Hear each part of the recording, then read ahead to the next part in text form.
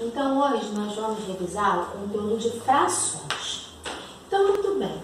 O que são frações? Frações são partes iguais de um inteiro.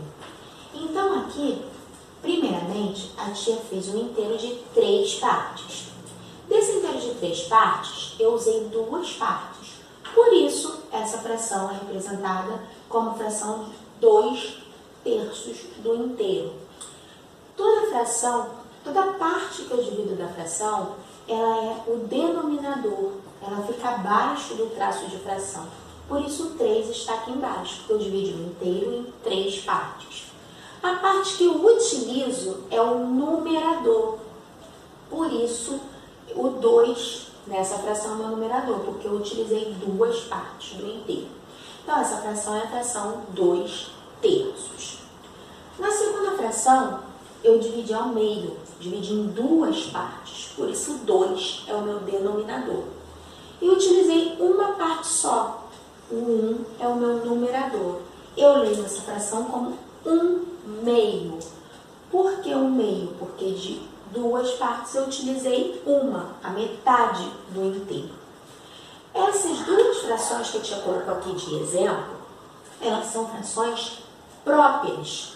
Por que frações próprias? Porque elas não utilizam todo o inteiro para ser representadas. Elas são menores do que o inteiro. Então, se eu pensar nessa representação em desenho como número, 2/3 e 1/2, eles ficam nesse espaço da régua numérica, entre o 0 e o 1. Por quê? Porque essas 2 frações são menores do que o inteiro, são menores do que a unidade. Então, elas são aqui, ó, frações próprias, menores do que 1. Essa outra fração aqui de baixo, vocês podem observar que a tia dividiu em 4 partes, por isso o denominador é 4.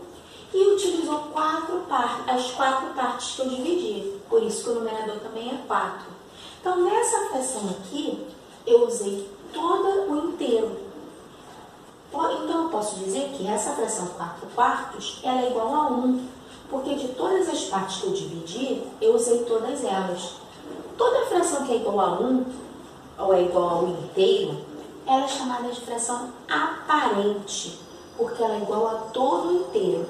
Não existe fração aparente só igual a 1, não, tá? Ela pode ser igual a 2, igual a 3, igual a 4, não importa. Basta que eu use todo o inteiro, tá? Toda fração igual ao inteiro, ela pode ser representada por um número inteiro. No caso aqui, essa fração está sendo representada pelo 1. Então, lá na reta numérica, as frações aparentes, elas estão aqui, ó. Elas valem a mesma coisa que o 1 inteiro. Fração aparente, tá? O outro tipo de fração que existe são as frações impróprias. O que é uma fração imprópria? Diferente das frações próprias, as frações impróprias, elas utilizam mais de um inteiro para ser representadas. Nesse primeiro caso aqui, eu tenho a fração 10/4. 10 partes que eu usei, de 4 que eu dividi o inteiro. Ué, tia, como é que você usou mais do que você tinha? Então, por isso que elas são maiores do que o inteiro. Por quê? Eu peguei o inteiro e dividi em 4 partes. Como eu queria 10, que é o meu numerador, eu precisei de mais inteiros para representar essa fração. Então, eu fiz 3 desenhos iguais para poder representar o 10/4. Importante. Nas frações impróprias, eu não posso juntar esses inteiros, porque se eu juntar esses inteiros, eu vou ter uma outra fração. Não vou ter uma fração dividida em 4. A segunda fração é a fração 8/5. Por que 8/5? Eu dividi um inteiro em 5 partes, mas eu precisava de 8. Então, fiz um outro inteiro de 5 partes e pintei mais 3. Então, eu tenho 8 partes utilizadas, só que o inteiro foi dividido em 5. Então, por isso que o 5 é o denominador. Essa fração, então, é a fração 8/5. O último caso de fração imprópria que a tia está apresentando aqui, eu dividi o inteiro em 3 partes, denominador 3. Mas utilizei, 1, 2, 3, 4, 5 partes. Então, essa fração aqui é a fração 5 terços. De 3 partes de um inteiro, eu utilizei 5. Como? Criei mais um inteiro dividido da mesma forma, porque senão não é fração. E aí, eu utilizei as 2 partes que estavam faltando. Por isso, essas frações aqui de baixo são chamadas de frações impróprias, porque elas precisam de mais inteiros para serem representadas. E toda fração imprópria pode ser escrita na forma mista. O que é a forma mista? Como o próprio nome já diz, forma mista é a forma de representação que aparece a parte inteira e a parte fracionária. Parte inteira por quê? Quando eu represento as frações impróprias, vocês podem observar aqui, em alguns casos eu utilizei o inteiro todo. Então, por isso que na forma mista eu apresento a parte inteira e a parte fracionária. Então, aqui no primeiro caso, desses três inteiros que eu desenhei, 2 eu usei totalmente, então ficou fora do traço de fração. 2 inteiros. E o último, eu dividi em 4 partes, mas só usei 2. Então, ela vai ficar na forma fracionária. 2 quartos. Aqui eu tenho 2 inteiros e 2 quartos.